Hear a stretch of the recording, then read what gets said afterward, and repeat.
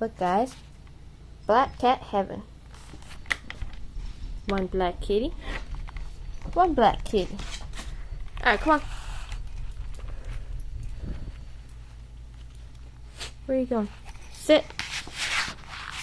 There's a person outside who's been knocking on this other person's door for the last half hour at least, so expect maybe the dog to bark. Come on. Come on.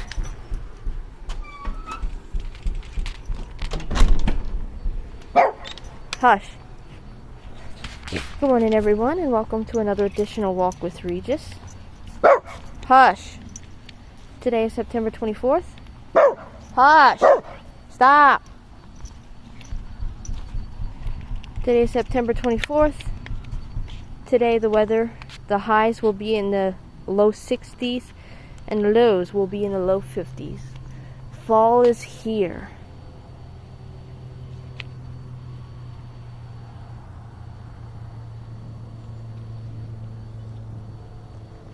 Are you about to poop right away? There looks like there's a 0% chance of precipitation. Oh no, he's got to rub his butt. He might poop.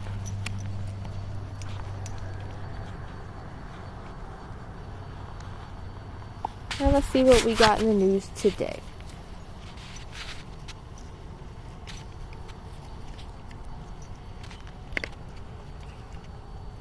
Where are you going?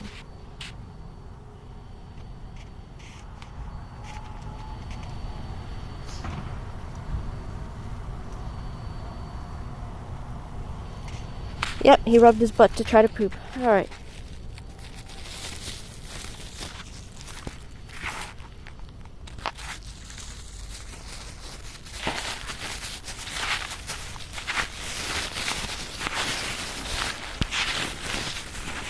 Hold on, guys, I'm sorry. I know this is all happening in front of the camera. It's not exactly the most professional of camera work, and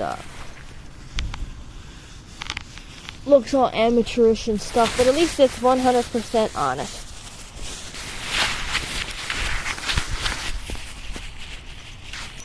Oh, there's my cat. Yeah, we've been letting her out and loose. Regis, you happy to see her?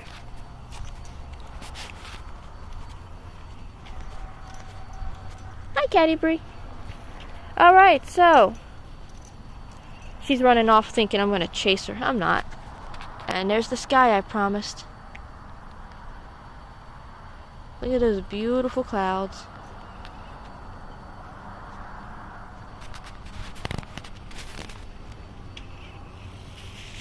Let's see what kind of news stories we have today.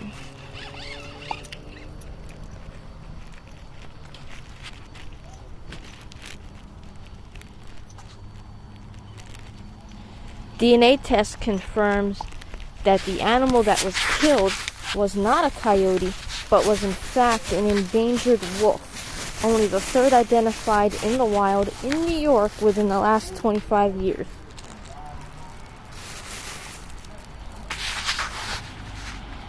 Recent tests confirm that the animal that was killed in a hunt in upstate New York last year was a wolf.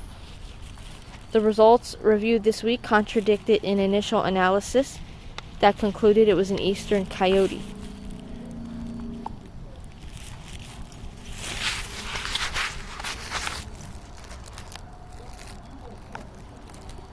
I hate when a news story gives you like, read more story here, then you click on it, and it's like, read more here, and you click on it, and it's like, continue here, and it's like, oh, just all that, just to continue to read the story.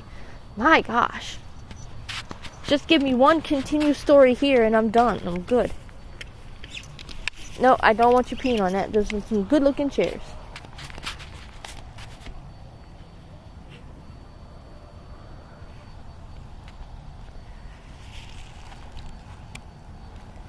They said it could have been a captive animal that escaped or was released. Captive wolves released into the wild in New York have been documented in the past. The wolf was killed in Cherry Valley,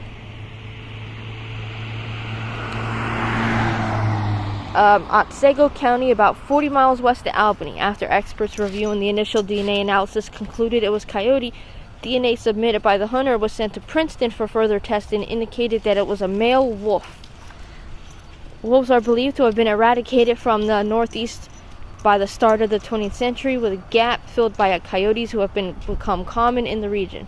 Yet many residents have reported seeing animals they believe more closely resemble the larger wolves and occasionally hear howling. Aw, she's gonna walk with us. And Regis is excited to see her walking with us. Look at that. Alright. Next news story. Buffalo man pleads guilty to drug charges. A 61-year-old Buffalo man has pleaded guilty to possession with intent to distribute opioids. In October 2019, law enforcement began investigating Herman Watts drug trafficking activities, which included a controlled purchase of butyl fentanyl. In November 2019, investigators issued a search warrant for Watts' Littlefield Street residence, where they recovered quantities of butyl fentanyl, methamphetamine, a digital scale, white face masks, a box of red and white glassine envelopes, black rubber bands, and baking soda. Watts is facing a maximum of 20 years in prison and a fine of $1 million. He is scheduled to return to court for sentencing on January 18th, 2023.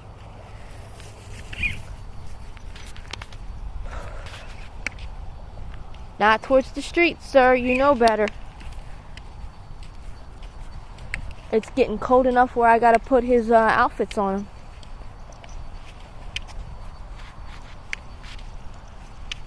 All week will be in the 60s and the 50s. But I don't want to make him too hot. Yeah, here she comes. Hi, Catty Bree. Galloping along with her cute little kitty paws. And there's Regis. I guess I'm walking two fur babies today. One on a leash and one not. Alright, University at Buffalo police are investigating a bus crash that happened on September 14th. According to police, a UB Stampede bus hit a pedestrian on Lee Road and John James Audubon Parkway after failing to yield to the pedestrian at the crosswalk. The pedestrian is a member of the UB staff. They were taken to Millard Fillmore Suburban Hospital with non-life-threatening injuries. The driver is a longtime employee of UB's transportation partner First Transit. They are currently suspended without pay until further notice. Oh, wow. You mean a bus hit someone crossing the street? I mean, I think that happens a lot.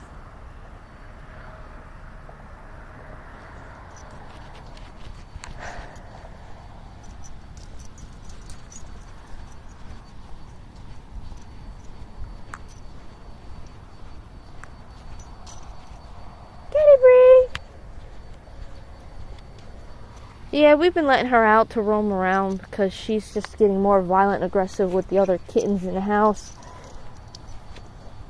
Growling, hissing, swiping at them.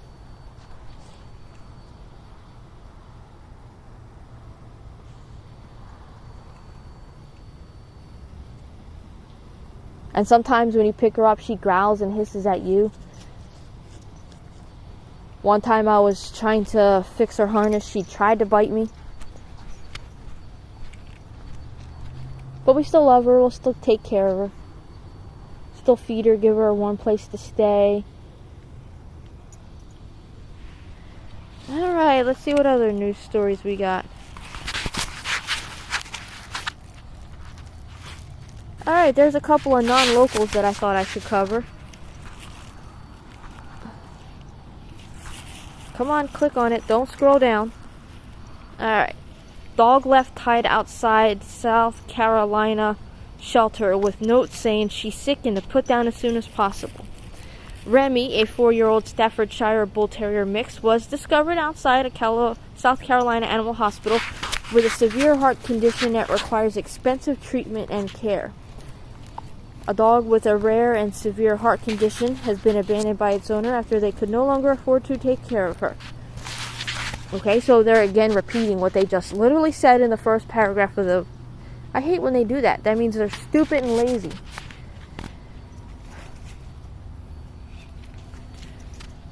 Aw, did you see Caddy Breen got excited? Yeah, she's coming with us.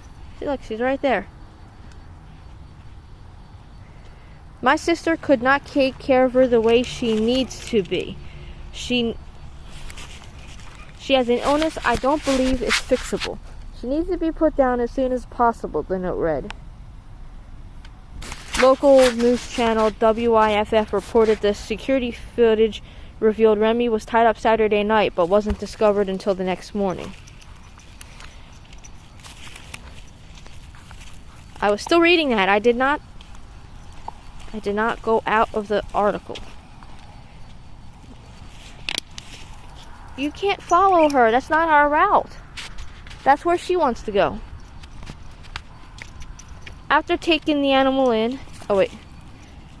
Rachel Delport, an employee with the Greenville Humane Society, told WIFF she didn't think the owner had malicious intent when she gave up the canine. It was someone who truly wanted the best for her and just didn't know what to do. Oh, there she is. After taking the animal in, Remy was determined to be suffering from a grade 6 heart murmur, which is the most severe and can often be felt through the chest wall. This is a serious condition that will require an echocardiogram at minimum. Depending on what's found during the procedure, Remy may require surgery or lifelong medication regimen. The pup was diagnosed with a skin issue related to poor diet, the organization added. The Humane Society's Hope Fund was set up to care for animals in need, but Delport said the procedures that Remy requires are very expensive, and their Hope Fund is drained. We've had more sick and injured animals in our care recently than we have the funds for. We know shelters everywhere are in the same predicament. Yeah, there's my Caddy Bree. Delbert told WIFF that the shelter had 15 animals abandoned outside their establishment recently, and the issue is one many shelters nationwide are facing. Aw, you excited to see Caddy Bree? You excited, Regis? No, he's all happy to see her. He wants to play with her. Alright. Not what I said to do either. I really hate when my fingers do shit I don't want them to do. Alright, next news article. Worker found dead in kettle cooker at New Jersey food processing plant. An employee at a New Jersey food processing plant was found dead inside a kettle cooker. Dale R. DeVilio, 63, was working at the Lasan Papas & Co. plant Monday morning in Bridgeton, about 40 miles south of Philadelphia, when police were called for a report of an unconscious man, according to New Jersey state troopers. Authorities say there appears to be nothing suspicious about DeVille's death, and that the case is still being investigated. A spokesperson for Lasan Industries said they are saddened about the death. We are devastated by the loss of our friend and colleague, and our hearts and prayers are with his family at this difficult time. And of course, one of the comments, because I read that story yesterday, but one of the comments stated something about they remembered the guy about the tuna factory. Oh, look at this guy. I don't know if you can see it, but there we go. Look at that sunrise. And of course the camera doesn't do it justice because it's like 10 times prettier in real life. Hey, let's swoop over and talk to Daddy for a second. We normally don't do this, but this will be a nice distraction from our walk. Amended autopsy. Black man died due to sedative and restraint.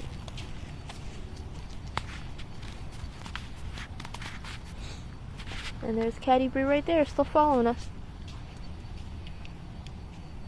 Come on. A black man died after a police encounter in the Denver suburb in 2019 because he was injected with a powerful sedative after being forcibly restrained, according to an amended autopsy report publicly released Friday. Despite the finding, the death of Elijah McClain, a 23-year-old massage therapist, was still listed as undetermined and not a homicide, the report shows. McClain was put in a neck hold and injected with ketamine after being stopped by police in Aurora for being suspicious. He was unarmed. I came over, I normally don't do this, but I came over to let you know, hey, check this out. Caddy Bree's going on a walk with us. She's been following us the whole time. Wow. And you should see Regis's reaction every time he sees her. He's all jumpy and excited. Alright, here's my neighbor's garden, which looks nice. You are not peeing on their beautiful garden. We're going to continue our walk. We're half done. Gwen! Hi, Gwen! Meow! Hi, Gwen! There's my beautiful kitty. Come on. Alright, we'll be back. The original autopsy report that was written soon after his death in August 2019 did not reach a conclusion about how he died or what type of death it was, such as if it was natural, accidental, or homicide. This was a major reason why prosecutors initially decided not to pursue charges.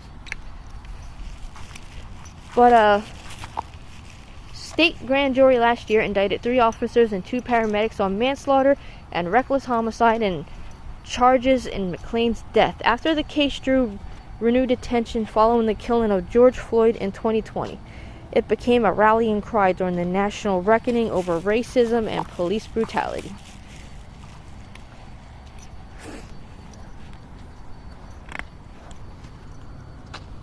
That person is still standing at the back door knocking. And they're probably going to keep standing there for like hours until them people wake up. I guess them people are the type to sleep through hurricanes and tornadoes and earthquakes. Oh my.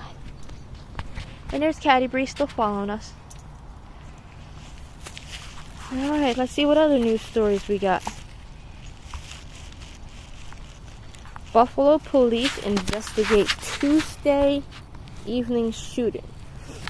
A 40-year-old Buffalo woman was taken to ECMC where she is listed in stable condition.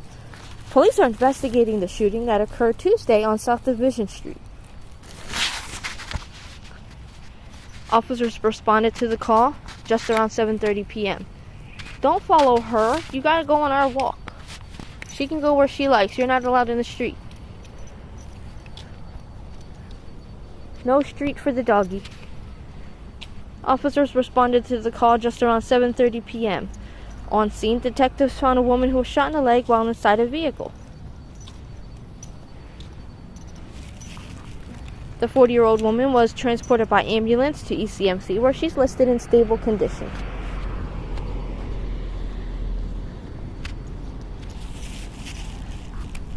Alright. What else we got?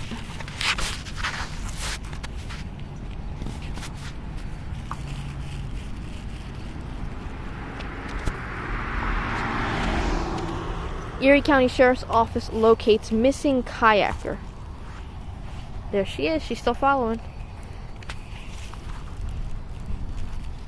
According to the Sheriff's Office, around 11 p.m. Wednesday, a call was received about a kayaker who was overdue from their trip on Cattaraugus Creek and should have been somewhere between Hake Lake or Hake Road and Randall Drive.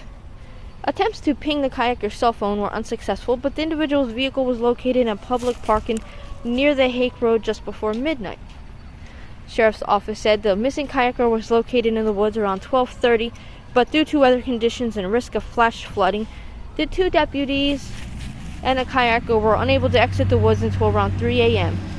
The female kayaker was evaluated by EMS and was released. And that's why you tell people where you're going. I never understood why people got upset. There's Caddy Bree. Hi, baby girl. When you're about to go out somewhere and your friends and family ask you where you're going, who you're going with, they're not trying to be nosy and pry what time you're coming back. You know, they just want to make sure that if you're not back by X amount of time and they haven't heard from you, maybe something happened. Maybe go look for you. Maybe go make sure you're okay. So that way you don't, die of exposure in the woods or something like this could have happened. Ah, the sky is getting prettier. I'm glad I get to share this beautiful sunrise with you guys this morning. Look at this.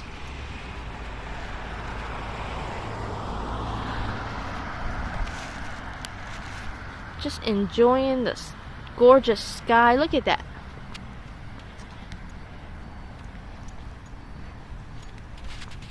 It definitely looks different when I look at the phone through the camera. It looks different than what I'm actually seeing in real life. Like, that looks fine. But that looks different than what I'm seeing. Like, I'm sure you guys are seeing yellows and pinkish oranges, but what I'm looking at is different hues and shades of what I'm seeing. More like oranges and purples. Alright, what other news stories have we got?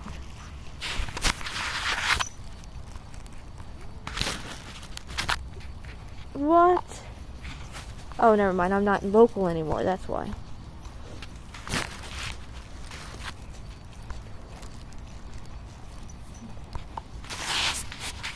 Oh, wow. Erie County, New York names today after Goo Goo Dolls. Today is turning out to be very special for Buffalo's own Goo Goo Dolls. The Goo Goo Dolls are back in their hometown tonight at Key Center to wrap up their 2022 summer tour, and they just received a very special honor from their hometown. Executive Mark Polenkars officially declared September 24th Goo Goo Doll Day here in Western New York. The county awarded the honor to the Goo Goo Dolls for everything they've done in the world of music, but also for what they've given back to local musicians in 716. Ah, they're one of my favorite bands still. Ooh, dang. Driver dies after crashing into NFTA Metro bus. NFTA police are investigating a fatal accident that occurred Friday morning at approximately 11:30 a.m. at the intersection of Sycamore and Jefferson Avenue in the city of Buffalo. According to detectives, a car hit a parked pickup truck, then went on and smashed into the front of an NFTA Metro bus that was stopped to pick up passengers. The driver of the car that hit the bus was killed. The driver of the bus and the passenger went to the hospital for minor injuries. Now, from the picture that I see, the entire front end of the car is smashed in. The side is sheared off. The side of the car, the door and stuff is sheared off and collapsed. The roof is... It looks like somebody literally put it in a crusher and stopped it halfway. And then rearranged it and crushed it some more from a different angle. And then decided, no, I don't want to crush this car anymore. Let's just leave it. Come on. And that's it for this video, guys. If you guys like this video, hit the like button. If you don't, you can hit that dislike button. That person is still knocking. Share if you want to, subscribe if you want to. And we will see you guys tomorrow. Bye-bye.